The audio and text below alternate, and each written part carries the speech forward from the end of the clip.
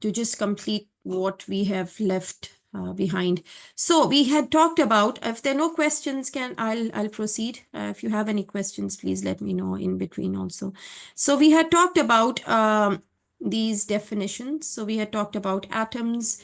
We had talked about molecules, which are a combination of atoms.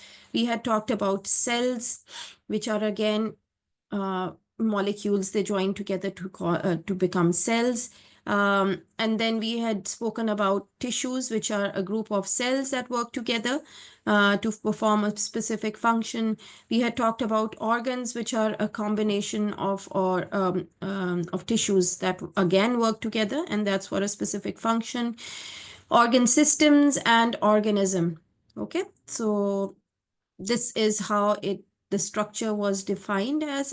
So it's like a pyramid that shows you how it starts. So this is an atom, then molecules are more complex, followed by cells and tissues, and then organs, organ systems, and the whole process like that. So we're talking about the first level, which is the cells. So it's the first and most basic level of organization. It's the cell. So it's the basic unit of life. So once life ends, the cells stop functioning, okay? And it's the smallest unit capable of reproduction. And there are several various different shapes and sizes of cells. So they can be small cells and they can be large cells, but they have something that is common. We're talking about the human body at the moment. So cells are made up of organic molecules, and they contain nucleic acids. So nucleic acids are there for reproduction. So when we consider hereditary, we have DNA, okay? And there's RNA also. So these are deoxyribonucleic acid and ribosomal nucleic acid. So these are two types of nucleic acids that we have within our cells, and they are filled with fluid called the cytoplasm. And they have a membrane, and the membrane outside is covered with lipids. And cells also contain many structures within the cytoplasm, which are known as organelles, and they perform certain functions, cellular functions. I'll go back to that figure of cells. I don't think we have it here. No, we don't have it. So I'll go back once I'm done with the second point. So cells may be prokaryotic. So either they don't have a nucleus, such as a bacteria and certain other very obsolete organisms, which are not anymore. They're very, if they are, they're very less. The single-celled organisms, they don't have a nucleus. So if they don't have a nucleus, that means they don't have a DNA and RNA. So that is why they are called prokaryotic. And which are, there's some that are eukaryotic. So we are eukaryotes. Humans are eukaryotes. We have a nucleus, and that nucleus contains DNA. And you have it in plants, you have it in animals, you have in several other organisms. So in humans, we have tissues that are formed as a group of cells, but some cells are found independent of solid tissues, and they have their own functions. So such as a red blood cell is independent. It doesn't need a tissue. So it's a cell that is found circulating in the bloodstream, and its function is to carry oxygen throughout the human body. And this is an example of an independent cell. So cells work together also in the form of a tissue, and they work independent also. I'll just go back to how a cell looks like. So this is how a cell looks like, okay? So you have a cell, and you have these organelles, okay? So you have the nucleus here, and you have a nucleolus here. So within the nucleus, you will have DNA and RNA. So they are acids, that's why they're not mentioned over here. You have ribosomes. These are all cell organelles. Okay, so outside of this is covered with lipids. Okay, you have Golgi bodies, which have another function. You have mitochondria, which have function basically to provide energy. You have centrioles over here. You have microtubules here. You have smooth endoplasmic reticulum, rough endoplasmic reticulum. Yeah. So these cells are very complex in some organisms, but in others, they're very, you might not have this nucleus at all. So it's just one cell and there's no nucleus. So there's no reproduction. So the nucleic acid is responsible for reproduction. Now, humans have the most complex cells, okay, because most we are most advanced if in terms of organization of our bodies. Yeah. So we'll come back to this again. I'll talk about, so we talked about the cells made up of organic molecules containing nucleic acid. They're filled with cytoplasm. They have a membrane outside, which is made of lipids. Cells contain structures which are organelles, which perform various cellular functions. Okay. And now coming towards tissues. So tissues are a group of cells. So there several cells join together to form tissues, but not all cells join together. So we've talked about red blood cells, which work independently. They don't need to form tissues to work. Tissues, they're a group of similar cells and of the same origin that carry out a specific function together. And humans have 4 different types of tissues. We had talked about these tissues I'd shown you a figure of the tissues previously. We can go back to that figure once we've talked about this. So connective tissues, these are there in bones, and they're made up of fibrous cells. Okay, and they give shape and structure to the organs. And then you have muscle tissue, these all tissues are different from each other. Their functions are different. The way they look, that is different. And their makeup is also different. So these muscle tissues, their basic work is to contract, and they allow animals to move. So without contraction and relaxation, you can't really move. So when you walk, for instance, or you move, there's one set of muscles that contracts, the other set of muscles relaxes. And without this coordination, you can't really move. If it's any movement. Now, I'm not walking, I'm talking. So even for that movement, I need muscles that contract and relax. So there's a coordination that's taking place. And that is going through the channels. They're all connected to our brain. Okay, so like I'm seeing these slides, my eyes are sending a signal to my brain and reading whatever is written here. My brain relays that information and tells my muscles to contract. So my muscles are not going to do it on their own unless my brain tells it. And how do I allow the whole process to happen? It's because when I see this, so my eyes are also connected to my brain. And with my brain, my muscles are all connected. Okay, so it's all a connection that goes on together, and it's a very, very complex mechanism. Epithelial tissues, they make up the outer layers of the organs. So these are skin or the outer layer of the stomach. And the nervous tissue is made up of specialized cells that transmit information through electrochemical impulses, such as the tissue of nerves, the spinal cord, and the brain. So epithelial tissues, they're outer layers of organs. So you have the skin and you have some layers of the stomach. The nervous system is it's made up of these nerve cells. I'll just go back to this figure. Just bear with me for a second here. So you have connective tissue. Okay, so these are fibrous tissues, and they are responsible for, you can see them in bones, you can see them in blood vessels. So they're all connective tissues are there. Epithelial tissues are on the surfaces of most of some organs and on the skin surface also. So you can see they look different and they function different as well. Muscle tissue is to bring about movement. Okay. Even with the heart is made up of muscle tissue and connective tissue. So the heart has movement, and the heart as muscle as well. The heart itself is a muscle. Okay, so it contracts and it relaxes. When it contracts, it gives out blood, and when it relaxes, it takes in blood.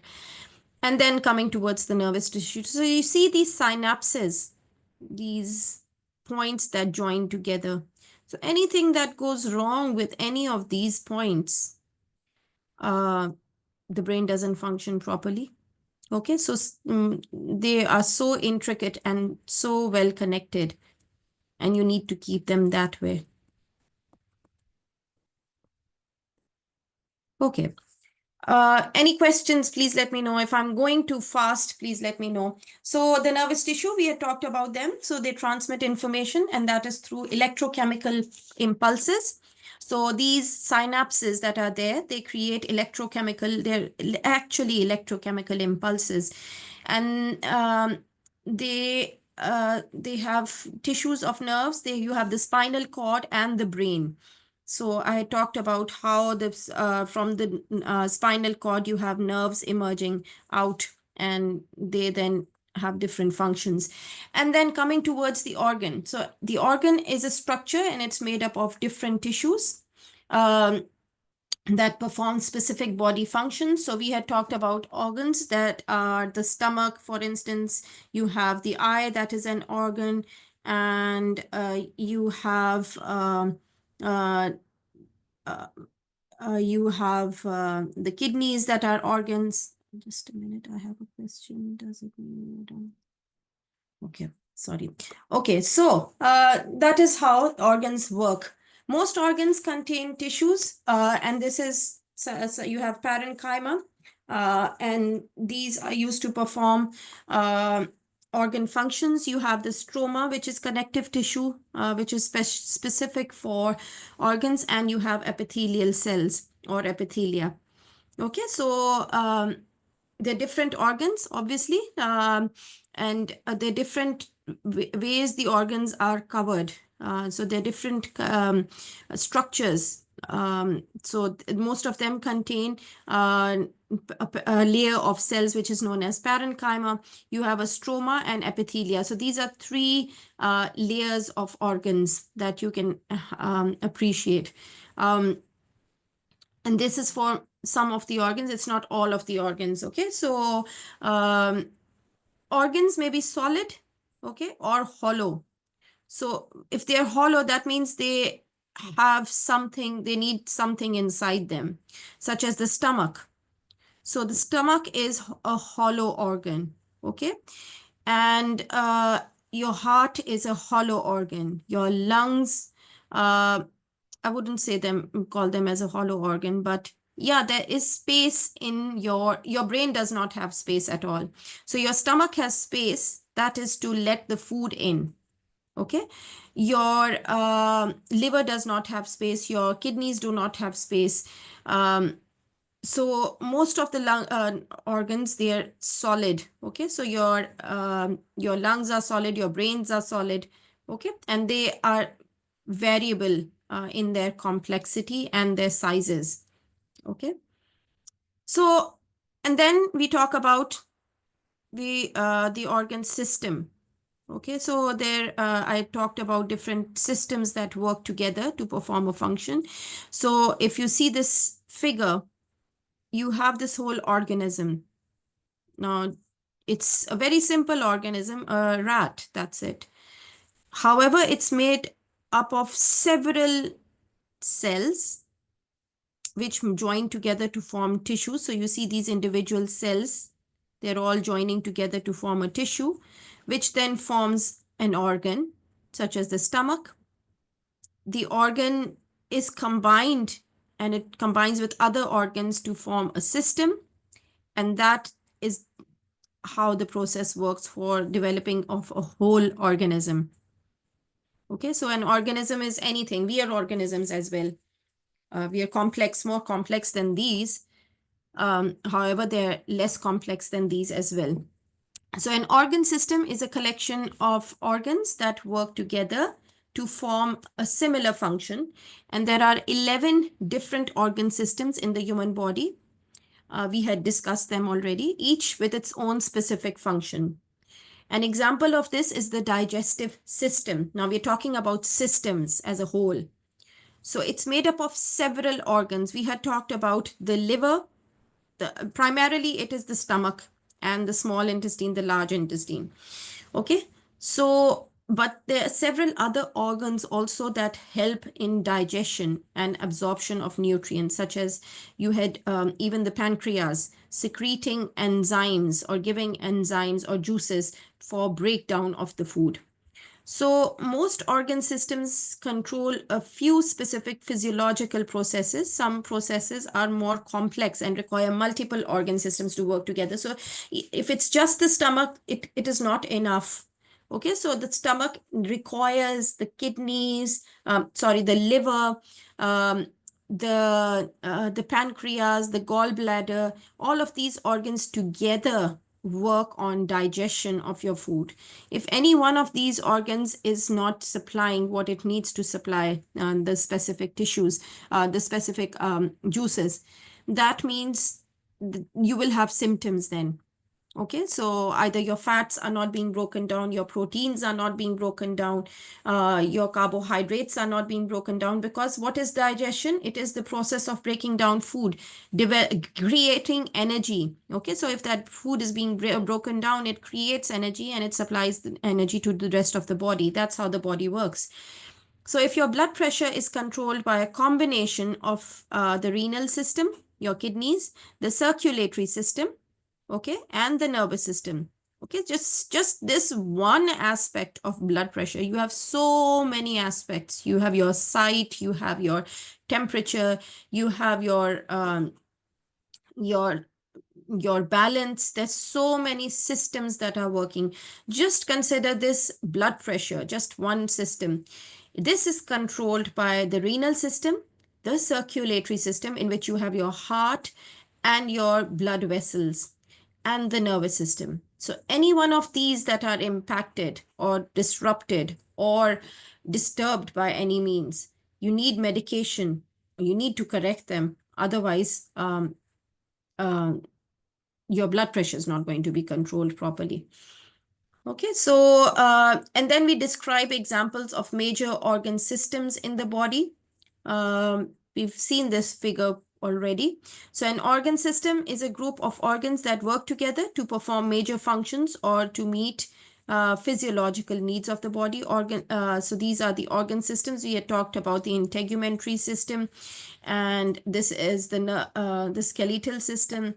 You have the muscular system, the nervous system, the endocrine system, and the cardiovascular system. Okay.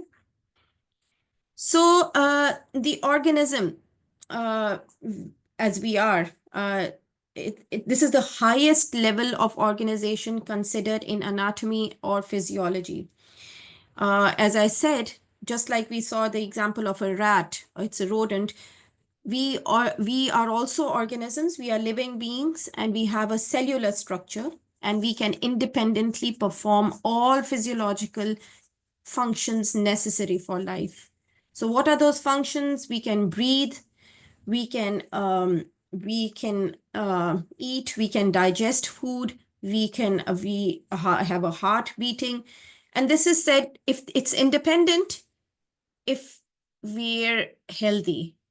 And the moment we become unhealthy, we start depending. Either we depend upon drugs, or we depend upon, by drugs I mean medication, or we depend upon artificial means. For instance, if there's a diabetic, their sugars are not controlled. This is why they need insulin to control their blood sugar levels. Otherwise, it impacts your body, your brain, and we don't want that to happen. So we want to keep everything as much as it is possible to keep it normal. In multicellular organisms, so multicellular means more than one cell. This includes humans. All cells, tissues, organs, and organ systems of the body work together to maintain the life and health of the organism. So all of these have one goal: to continue life. Okay, so this is in a nutshell. We have some more slides. So the cell is the smallest independently functioning unit of all organisms. In animals, a cell will contain cytoplasm. It's composed of fluids and organelles. The organ is a functionally distinct structure, and it's composed of two or more types of tissues. The organ system is a group of organs that work together to carry out a particular function. An organism is a living being that has a cellular structure and that can independently perform all physiological functions necessary for life. And a tissue at the end is a group of similar or closely related cells that act together to perform a specific function. Now we'll talk about the 11 major organ systems. Okay, so as I said, they're specialized organ systems and they're specialized for the function that they perform. Okay, and they have various organs within that system. You have various organs that are there to perform those functions. So you have the circulatory system. This system consists of the heart, the blood vessels, and blood. And its main function is to transport oxygen, nutrients, and hormones throughout the body. Okay, so you have the, we've talked about this already. The main function of this system is to transport oxygen. You have the transportation of nutrients and hormones, and that is throughout the body system. Okay. The respiratory system, this will include the lungs, the trachea, the bronchi, and the diaphragm. And this is responsible for taking in oxygen and expelling carbon dioxide. Just let me have a look at, yeah. I'll just go back to a figure where we had the lungs. Okay. Okay, the respiratory system, okay? So this is what we were talking about. You have, it starts from the nose, okay? So, and then you have the mouth. So people breathe through their mouth also. And then you have the throat. You have the voice box or the larynx. And the windpipe, which is the trachea. Okay, and the lungs. You have the trachea breaks down into the bronchi. This is the one bronchus, this is the second bronchus, and these bronchi, they break down into further smaller air passages, which are known as bronchioles. Okay, so you have, again, I'm repeating, so you have the nose, the throat, the voice box or the larynx, and you have the windpipe, which is known as the trachea. Within this, you have the vocal cords as well. And then you have from the trachea, they're divided into two parts, the bronchi, the left and right bronchi, and then you have the bronchioles. So the bronchioles then give passage to air that enters the alveoli. These are alveoli. These are air sacs where actual carbon dioxide, the oxygen that we take in goes out of the alveoli. And it goes out into the blood vessels. These are all blood vessels surrounding the alveoli. So each alveolus is surrounded by blood vessels. You have these alveoli not having blood vessels, but this is just to show you. These are small capillaries, very tiny capillaries that are all there. And what they do is that they take away all the oxygen that comes in these alveoli. So the oxygen that we are taking in through this system, it goes into the alveoli, and through the alveoli, it diffuses out into the blood. Okay, so the blood is getting oxygen from the alveoli. Whereas from the rest of the body, you have this blood that does not have oxygen. So the blood that is blue in color, that doesn't have oxygen in it. So the rest of the whole body, the blood that comes from all the body parts, they're giving out the blood that does not have oxygen. It does not have oxygen, it has carbon dioxide. So this has to be expelled out, isn't it? It needs to get out of the body. So it is the alveoli where it reaches this carbon dioxide through this blue colored blood, and it goes out of the alveoli. It goes inside the alveoli, And through the alveoli, when it goes inside the alveoli, it's here, okay? And then it goes out. So when you're expiring, this carbon dioxide gets out through the same system just as oxygen was getting inside, okay? I hope that is clear. Okay. We had, okay, sorry. Yeah. We had talked about, okay, the oxygen and carbon dioxide, that's done. Then coming towards the digestive system, which includes the mouth, the esophagus, the stomach, the intestines, the liver, and the pancreas. And the main function I told you is to break down food and absorb nutrients. Okay, so food is broken down and it helps all the whatever nutrients we get through our food, that is absorbed and it is distributed to the body parts. Okay, so even the oxygen that we get through food, that is also absorbed and then that is used as energy. So it starts with the mouth, the esophagus, the stomach, intestines, liver, and the pancreas. All of them are together called the digestive system. That's the third system we are talking about. The nervous system, this includes the brain, the spinal cord, and the nerves. And this is responsible for controlling and coordinating all body functions. And there's sensations that we have in our body and they respond to the environment. So if there's heat, our body will know that through our nervous system. If it's cold, our body will know that. Okay. That's the fourth system. And if you have a look at those videos that I had shared, the links of those videos, you can have a good idea of how these systems function together. Then we have the endocrine system. I had spoken about these yesterday. So these are glands, and you have the pituitary, the thyroid, the adrenal glands within the brain. You have the adrenal glands on the kidneys.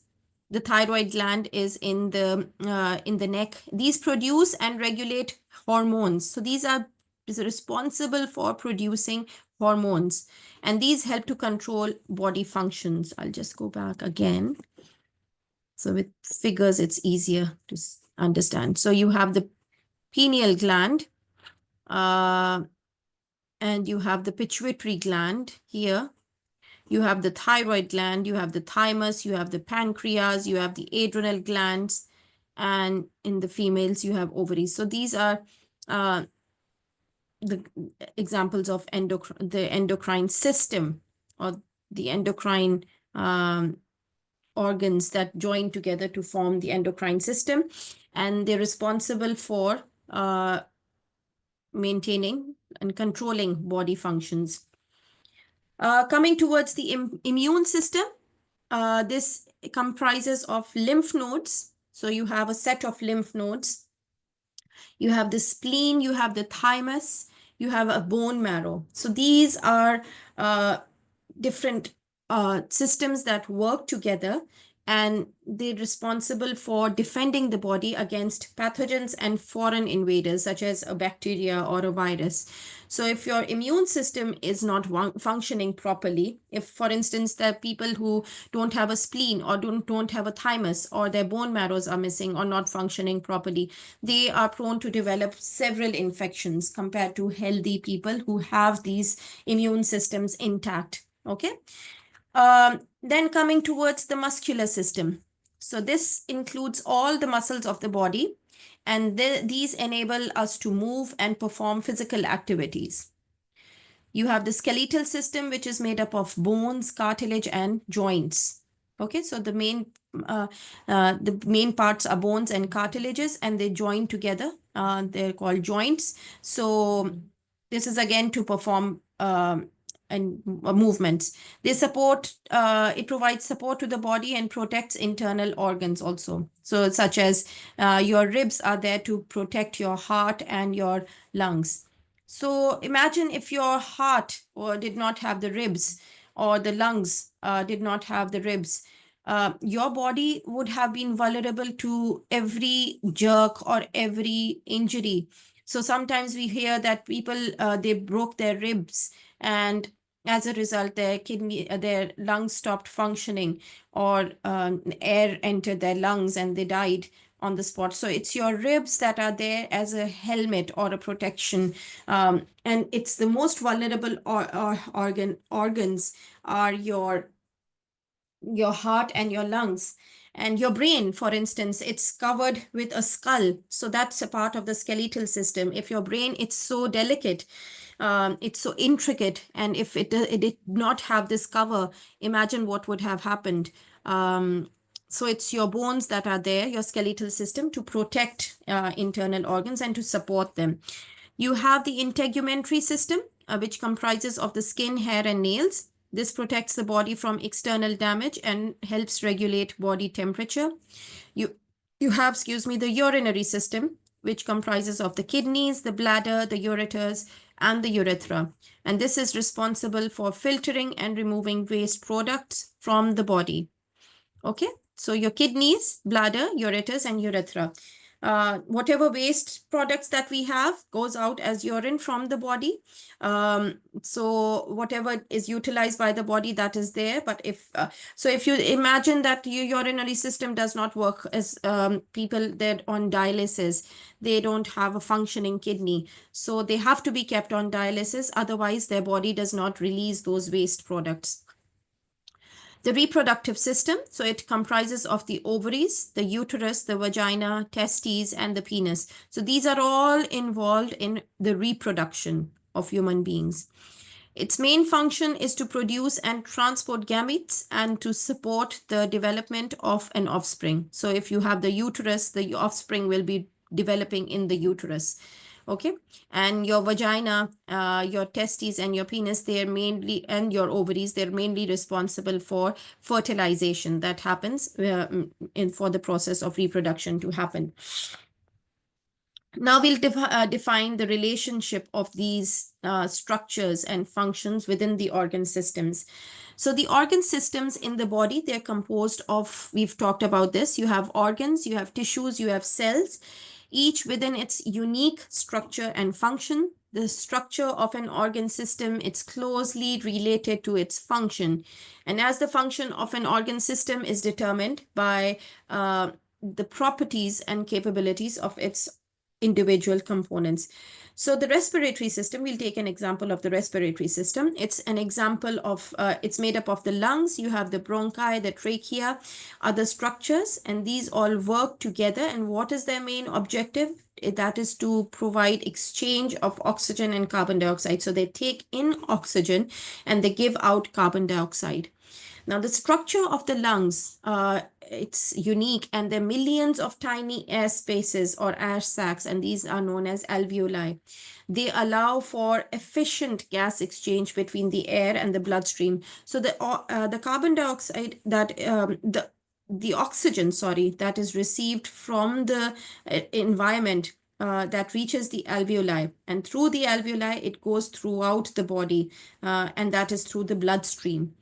Okay, and then in the same way, carbon dioxide from all the bodies, it comes from the body to the alveoli to be expelled out of the lungs.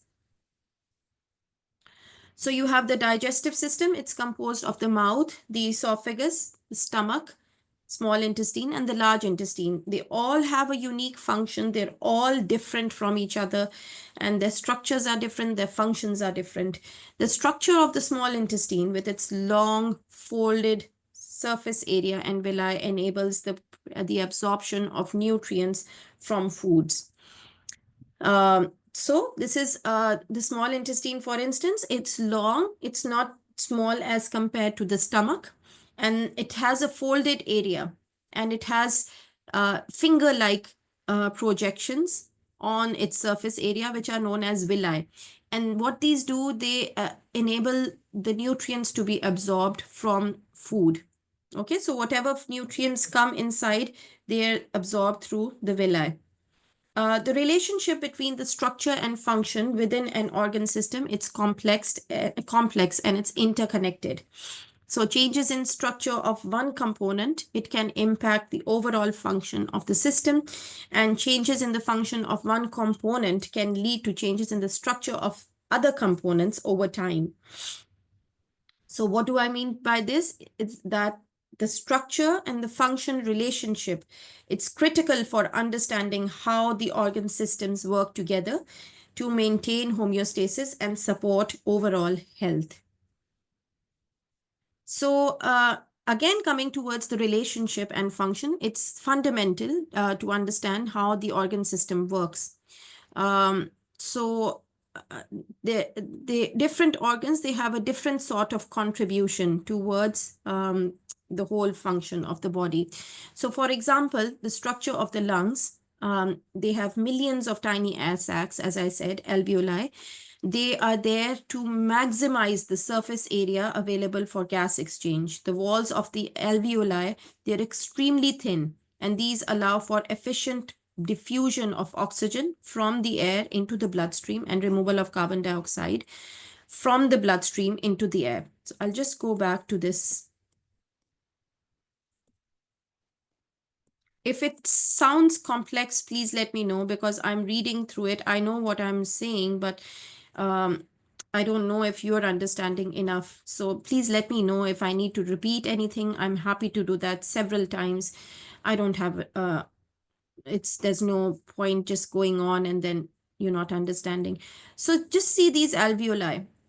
So if these were flat surfaces, it wouldn't have been enough for the amount of oxygen that needs to be transported or the amount of air, carbon dioxide. Now, just these two organs, they're not very huge in size. Obviously, if you imagine yourself, you don't have very large lungs, but they're responsible for so much on a regular, every second, every minute.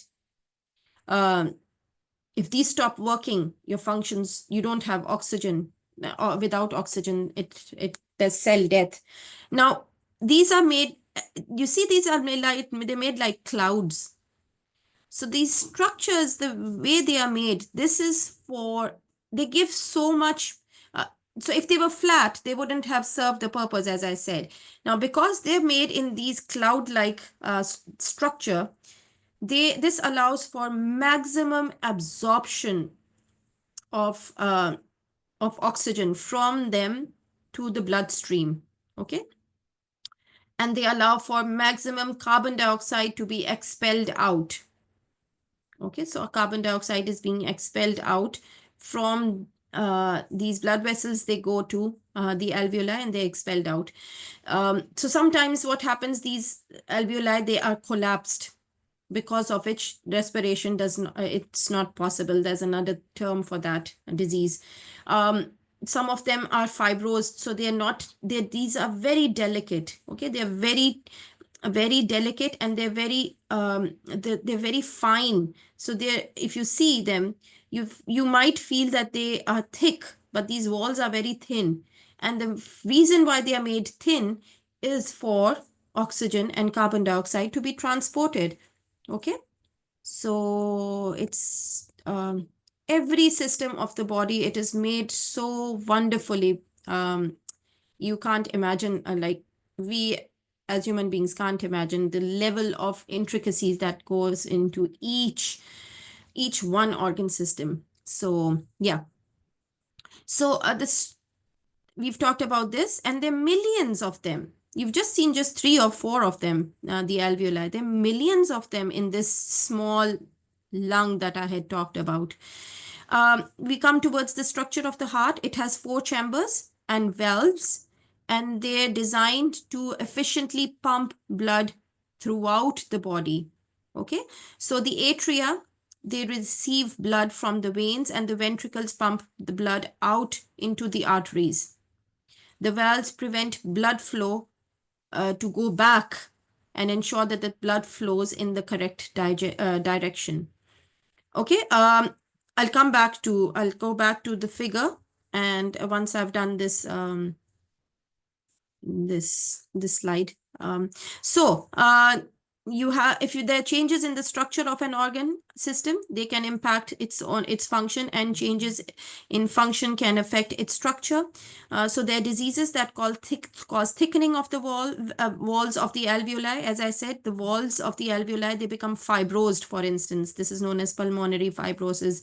This can impair gas exchange and lead to difficulty breathing, because if they're not fine enough, these walls, they become thick. It becomes difficult for gas exchange to happen.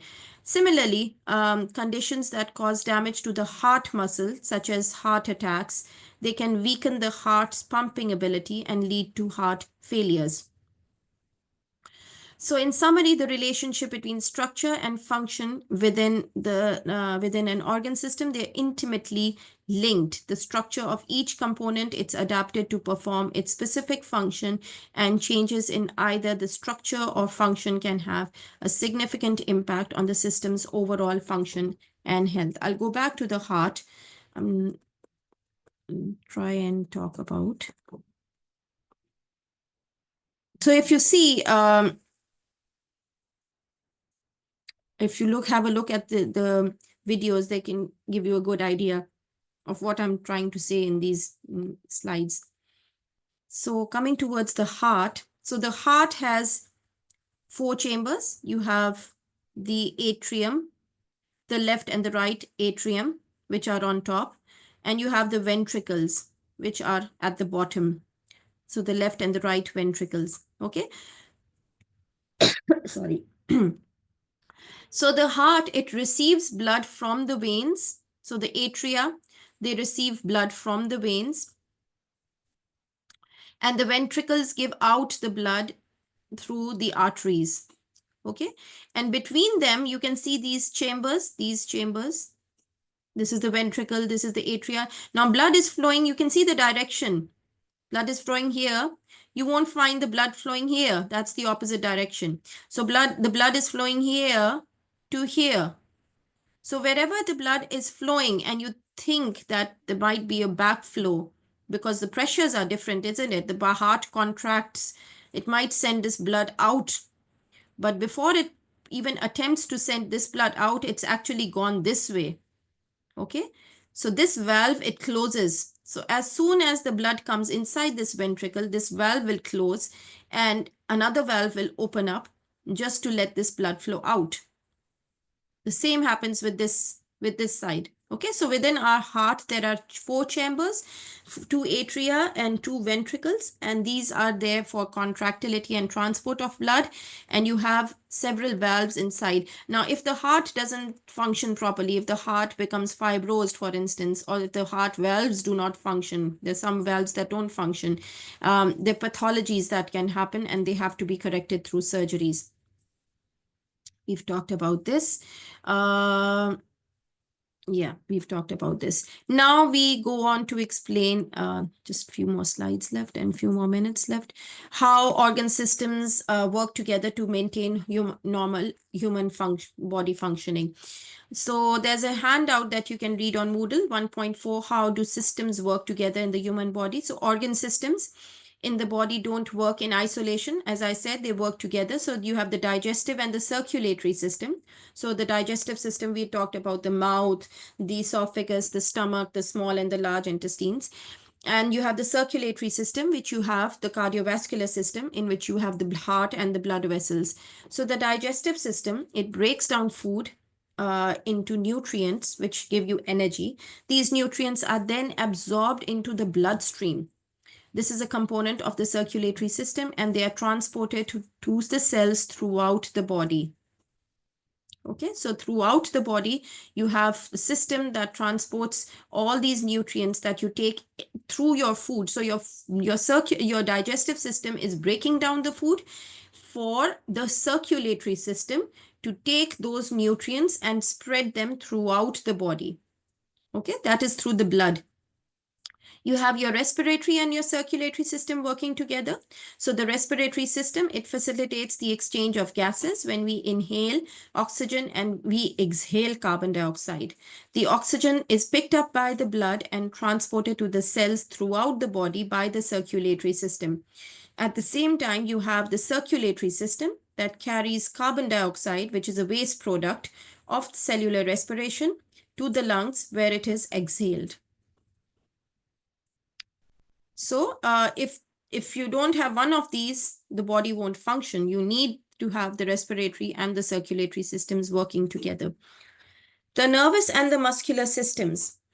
So the nervous system controls and coordinates body activities, and it sends signals to the muscles, which are part of the muscular system, to contract or relax, which results in movement. Okay, so the nervous system has to have its functioning normal in order to give impulses to the muscles to contract and for coordination of the body to happen. The endocrine and the other systems. So the endocrine system, it releases hormones, and these regulate various functions in the body. You have insulin that regulates blood sugar levels, and these interact with the digestive system. You have thyroid hormones that regulate metabolism. Okay, so we had talked about insulin. It controls blood sugar. This is, and it has an interaction with the digestive system. And the insulin is released by the pancreas. Okay, and again, as I say this, the nervous system is also involved. So if the pancreas, the way they function, that is through the nervous system. Okay, so we have no control over it. The thyroid hormones, they're responsible for metabolism. So your temperature, your the digestion of your food, how slow you are, how fast you are, that's all controlled by the thyroid hormone. The integumentary system and the immune system. So we had the skin, the nails that were there for, we had talked about them, what their functions are, and how do the immune system work. So the skin, it's a part of the integumentary system. It acts as a physical barrier. So your pathogens, if your skin has a cut, there are diseases that enter into your skin, and and in that way you can develop an infection as a result of having pathogens within your body. However, if you do not, if you have your intact skin, that is when you can't, the bacteria that you receive, even if they're on your skin, they won't enter your body unless there's a wound or a space for them to enter. So they work closely with the immune system to prevent infection. Then you have the urinary and the circulatory system. The urinary system filters the blood, which is a part of the circulatory system, and this is to remove waste products and excess substances which are excreted as urine. We talked about this. So the urinary system, it is there to excrete out what we have as waste products, and it is through this blood that we removed waste products and excess substances. Okay, so blood is also responsible for transport of substances that need to be excreted. These are just a few examples, but however, as I said, the nervous system is involved in all of these. Okay, so any problem or any issue that happens with one organ system can impact the other organ system as well. Coming towards your fight or flight response, these are just the two last slides that I have. So the concept of fight or flight, it refers to an autonomic physiological response that is triggered when an individual perceives a stressful or threatening situation. This response is often referred to as the fight or flight response. It's deeply rooted in our evolutionary history and represents the choices our ancestors had when they were faced with danger. So with fight or flight, as you can see that there's danger, what happens? There's several systems that work together, several organ systems that work together as a result of a fight or flight response happening. So you have an increase in your heart rate. Your heart rate, it increases, which is tachycardia, and it prepares the body for action and improved oxygen delivery to the muscles. Okay, what does your heart do? It starts beating very fast. Whenever you are stressed, whenever you are anxious, whenever you see danger, your heart starts pounding, isn't it? That's tachycardia. That means your heart is racing. and it prepares the body for action and improved oxygen delivery. So if your heart is beating really fast, it's giving more oxygen to the muscles, isn't it? Muscle tension, your muscles become tensed in preparation for physical exertion. So you're preparing to run from the source of injury or the source of danger. You increase sweating. Okay, so this is also because of when you're exerting yourself, this happens to cool the body, and because there's a lot of heat that is generated because of the muscle tension. Heightened anxiety, so people may experience over heightened anxiety, and this is a sense of alertness. Tremors, some individuals may experience trembling as part of their response. The fight or flight response is an adaptive mechanism that helps individuals react to perceived threats, whether they choose to confront the threat, fight with the threat, or escape from it, flight, run away from it. It prepares the body to respond effectively to potentially dangerous situations. The fight or flight response, it's a vital part of our biological stress response system, and it helps us react to threats, and it represents a complex interplay of physiological changes designed to enhance our chances of survival in challenging situations. These are the books that we have used, and any questions, please, while you are here, I'll just quickly have your attendance. So I'm just stopping the recording.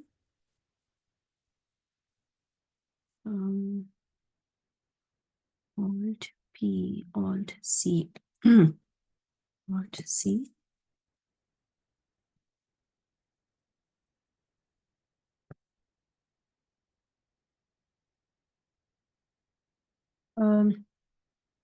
Please let me know if you have any questions.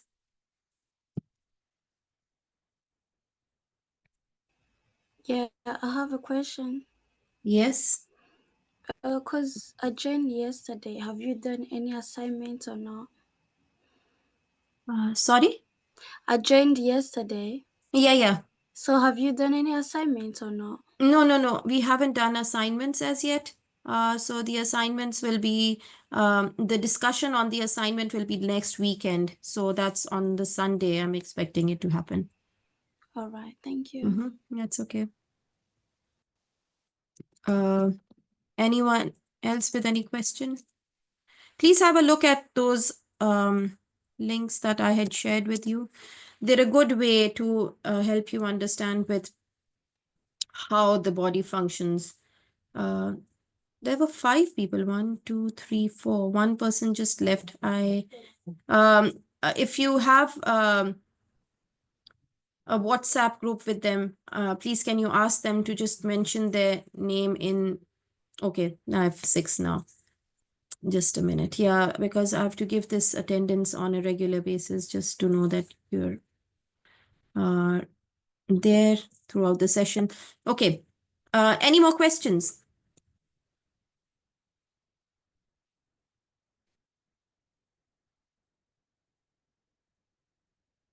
Okay, if no one has any questions, I'll see you next weekend. Saturday, same time. Okay. You all take care of yourself and please have a look at those links that I had shared. I'll try and share them in the group chat. But if any one of you, not in the group chat now, but on WhatsApp, but if anyone has them, please, if you could share them. Thank you so much, Vida. You take care. Stay safe. Bye.